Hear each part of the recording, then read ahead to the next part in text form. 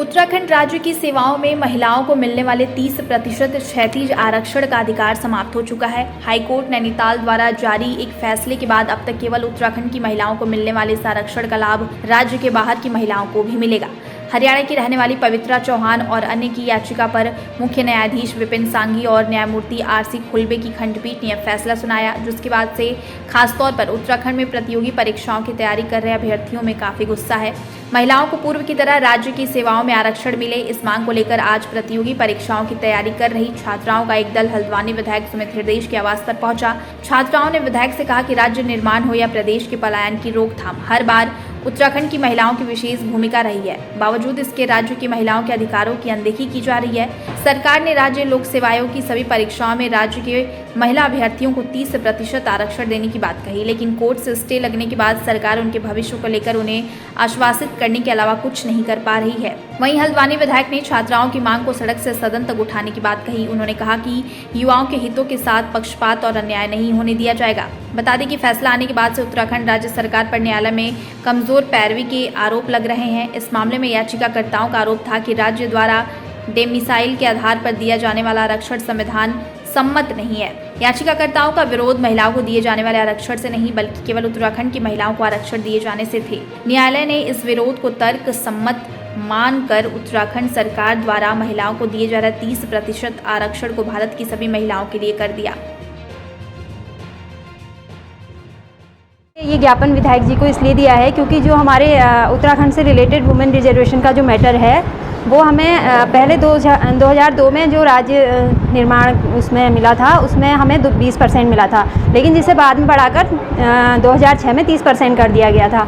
अब जो कि हमारे उत्तराखंड लोक सेवा आयोग की परीक्षाएं हो रही है, उनमें हमें ये अदर स्टेट की जो हमारे और विमेन ने पार्टिसिपेट किया था, उसमें इस आरक्षण को चैलेंज किया गया है कि ये जो हमारा क्षैतिज आरक्षण है उत्तराखंड वुमेन को मिलने वाला, उसमें अदर स्टेट की विमेंस को भी ये दिया जाए। अब जैसा कि पूरा देश जानता है कि उत्तराखंड की भौगोलिक परिस्थितियाँ ऐसी हैं, टाइम पे इस पर त्रासदी आती हैं, मतलब कभी डिजास्टर होता है, कभी कुछ होता है, और पहाड़ों में जो रह रही लड़कियां हैं उन्हें स्ट्रगल करके 14-15 किलोमीटर या 20 किलोमीटर पैदल जाके वो लोग अपना पढ़ाई करती हैं, स्ट्रगल करती हैं कि आगे हम लोग मतलब एक अच्छा स्टेप ले लें, हम लोग अधिकारी बन सकें। लेकिन आज हमारे उसी चीज़ पे ये ऑब्जेक्शन हो चुका है, स्टे लग चुका है, तो हम उससे बहुत ज़्यादा हमें मेंटली भी हम लोग परेशान हो रखे हैं। और जैसे सरकार ने बोला है कि वो सुप्रीम कोर्ट जाएगी और अध्यादेश लाने की भी कोशिश करेगी, तो इस पर हाई कोर्ट ने एक ऑर्डर दे दिया है कि वो रिवाइज कट ऑफ निकाले, और ये जितनी भी अगर रिवाइज कट ऑफ आती है तो जो ये 30% आरक्षण है इसको हटाकर आएगी, और ये रिवाइज कट ऑफ जल्दी लाने के लिए बोला गया है। तो इससे जितनी भी उत्तराखंड की महिलाएं हैं जिन्होंने भी ये तैयारी करी थी और जब ये पेपर का रिजल्ट आया था उस टाइम से वो मेंस की तैयारी में लग गई हैं, और अब जाके उनको पता चल रहा है कि उनको बाहर किया जाएगा, तो ये हमारे साथ तो बिल्कुल धोखा हो रहा है।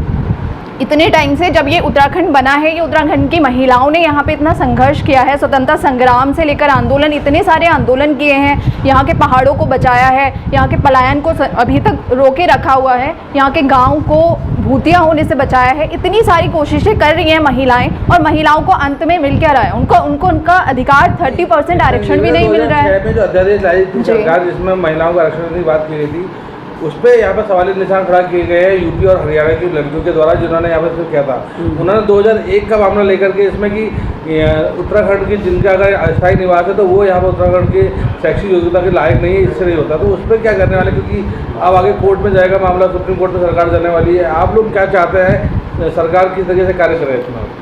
देखिए, हम सरकार से हम इस पर सिर्फ इतना कहना चाहते हैं कि महिलाएं जितनी भी जिन्होंने तैयारी करी है, जिनका रिजल्ट आ चुका है पीसीएस का, उनको इस परीक्षा में बैठने दिया जाए, उनको बाहर ना किया जाए। दूसरी चीज़, जो 30% आरक्षण है ये हमारा अधिकार है, यहाँ पे जो आर्टिकल 15 है वो इसको प्रूव करता है। तो यहाँ पे और जितने भी ये आर्टिकल्स का यूज़ कर रहे हैं उसको लेकर सुप्रीम कोर्ट जाने की बात कर रहे हैं, तो उसके केसेस भी कमज़ोर नज़र आ रहे हैं। इसलिए हम सरकार पे कह रहे हैं कि वो इसके लिए कोई मजबूत कदम उठाएं, जिससे कि जो 30% आरक्षण है उसको बचाया जा सके। मुलाकात हुई है, उन्होंने क्या आश्वासन दिया आपको? विधायक जी की मुलाकात हुई आपकी?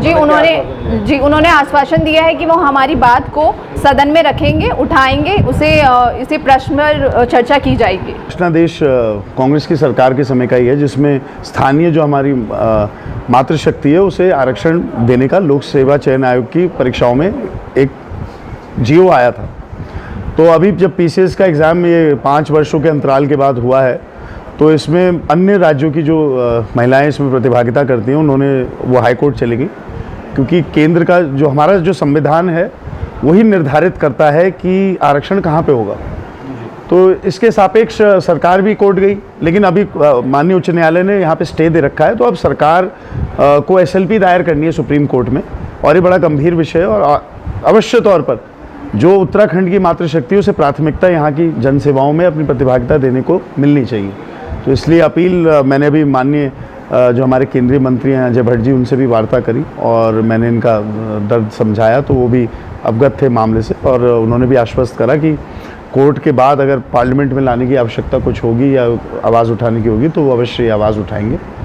तो अब देखिए अब क्या होता है। अब लेकिन ये सबसे हमारे होनहार बच्चे हैं और हम नहीं चाहते हैं कि ये जो होनहार बच्चे हैं वो ऐसी प्रताड़ना और ऐसी परेशानियां झेलें, क्योंकि जब कोर्ट ने स्टे दिया है तो कट ऑफ भी बदल दिया है। अब 14 तारीख को मेंस हैं इनके, तो अब क्या आज की क्या स्थिति है इसको समझने में थोड़ी सी इनको कठिनाई आ रही है।